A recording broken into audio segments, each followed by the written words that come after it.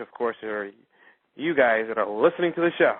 Ah, dude, no doubt. Every one of you guys, every single person that shows up here on Tuesday, I can't thank you guys enough because, I mean, we wouldn't be here without any of you guys, and it's crazy. So, all right, Jose, you got anything else? Nothing else, right? We're good, right? Not much, man. I think we should just go straight into Monday Night Raw. Monday Night Raw. Let's do it to it, baby dolls.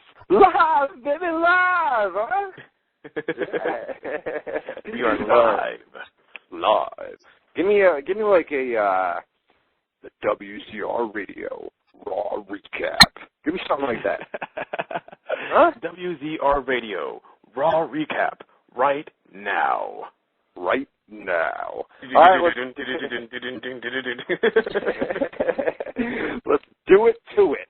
All right, let's run it down top to bottom here. We kick things off. We didn't have any Raw pyro, anything like that. We shot right to the ring. We had Ric Flair in the ring.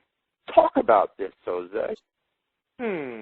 Well, Ric Flair, of course, shows up, talks this smack about Chris Jericho in the recent weeks, about legends and you know, the things that are going on, and of course the match at WrestleMania, and of course Chris Jericho comes in, gets involved, and then at the end of the day punches Ric Flair.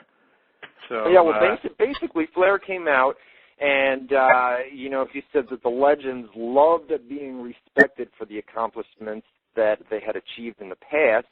He confirmed the match for WrestleMania with Chris Jericho versus Ricky Steamboat, Jimmy Snuka, and Roddy Piper. So we're going to have that at WrestleMania. Flair will be in the corner, and that's when Jericho came out, and Flair was right in the middle, cutting a promo, right in the middle, about to do his woo, or was doing the woo, and Jericho popped him, man. Jericho popped him good. And then basically just beat his ass all around the ringside. I know that some blood. Who was it? Mike Johnson today reported that Flair needed 12 stitches, was it? I believe 12 stitches backstage after that happened.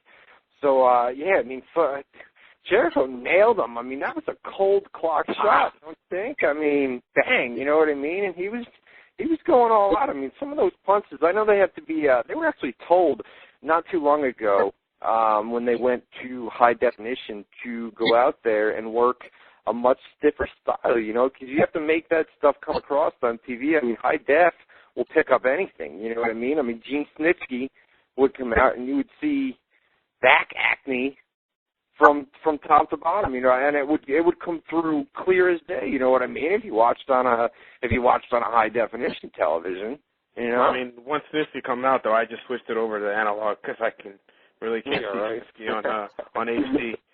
With his good idea, and man. the bad acme. I just kind of, you know, just put. I mean, if I had a choice, I'll throw it on the 19-inch black and white TV with the antenna, but unfortunately, that doesn't work anymore. What do they call acne on the back? Do they call it backney? Right? Backney. That's the idea, dude. I don't know. Whatever. Whatever. No one cares about backney anyway. Interesting. Not bad, huh? Not bad. But yeah, he did bust them open pretty good though. I mean, I must admit, and it looked like it was the first shot. It looked like I'm not sure if it was planned or not, because I know the WWE is really trying to stay away from the blood on the TV, especially, you know, last week's with Triple H and Cody, and throwing him to the cage, and obviously some shots to the head and no blood there. And then the first shot that Chris Jericho threw busted Flair, but Flair was known for, you know, busting out his head pretty fast. Oh, Flair would blade all the time back in the day. I mean, I think he's still used to, man. When he was in WWE just last year, or, you know, in the last couple of years, I mean, he would clearly blade. You would see times where Flair would have a blade right in his hand, or he'd throw it to the side, and it would be it'd be right on camera. You know what I mean? Just so Flair is sometimes. Yeah, Flair is notorious for blading. I don't know if last night's was a blade job or not. Some of that looked pretty legit to me, just from watching it. And then I know that he required 12 stitches backstage. So unless he overbladed to get those 12 stitches, I don't believe he did. I believe some of those shots are brutal, man. When you were watching it live. What we have up next? Jeff Hardy. That was interesting to see him on Raw. Interesting to see him on Raw, and no Matt Hardy. Nothing to further the storyline. They did have Jeff cut a brief promo after the match, and two guys last night that they're so over with the crowd, right? But you put them on a microphone, and it's just ugh. And those two guys are Jeff Hardy and The Undertaker being the other one. It's like The Undertaker is just a guy that you want to come out, you want to see him do his thing. I know why they have to do the things that they do, where they do the in-ring promos, because you need your video packages for WrestleMania 25, and you're going to use these in-ring promos, bits from these in-ring promos that you're going to have to use building your matches. You know, when they do the match preview before they do the actual match on the pay-per-view, or even the hype to the pay-per-view, they're going to use the sound bits from that promo. But The Undertaker and Jeff Hardy just don't. Matt Hardy's another one over on SmackDown that just, on the mic, I mean, they're great. They get some of the biggest pops of the night when they come out. But you put them on a microphone, and the crowd goes dead. The crowd is just like, shit, we don't want to hear you, And it's just interesting how they brought up Jeff Hardy. I mean, you had Chris Jericho obviously coming to ringside talking on the mic and the whole 9-bit, and then you have the Ric Flair issue and the confrontation, and Ric Flair accepting Jericho's offer for WrestleMania, and then you get an extreme match, mind you, with Jeff Hardy and Dolph, which again, like you said, no Matt Hardy, no real explanation on how this match even came about, which was a little bit confusing, saying, all right, well, why is Jeff on Raw? And if Jeff is on Raw, then why not have, some sort of cross between Jeff and Matt? And then on top of that, they threw in an Extreme Rules match. So I think it was more of creative saying, hey, we need to put some sort of a little bit reality or something extreme on TV.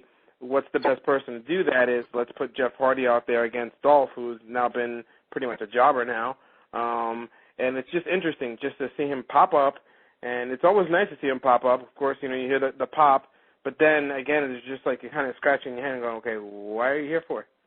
Yeah, it was just kind of out there, you know what I mean? It was just kind of seemed like it was thrown on the card. No Matt Hardy there to come out and maybe screw Jeff out of the match or nothing like that, It just ended with a twist of fate followed by the Swanton for the win for Jeff Hardy, and then the brief promo after the match where he just stated that basically what he did to Dolph Ziggler was going to be nothing compared to what he did to Matt Hardy. He said what you just saw right now wasn't extreme compared to what you're going to see at WrestleMania, something along those lines. So we now have Jeff Hardy versus Matt Hardy in an Extreme Rules match, which adds a lot of life to the match because you throw in weapons with those two guys, which means ladders, tables, chairs, garbage can lids, garbage cans, all that good stuff. With those two guys in there, it's WrestleMania.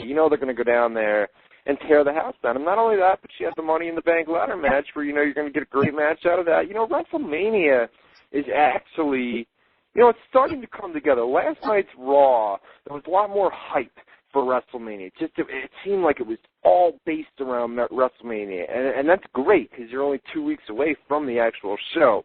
But it hasn't felt that way in the last few weeks. It hasn't felt like the big WrestleMania. Like I said last week, maybe it's the lack of celebrities or the lack of media because there is no celebrity at this WrestleMania. There's something that's missing, And I know that they announced Kid Rock yesterday and one of the girls from the Pussycat Dolls or something like that.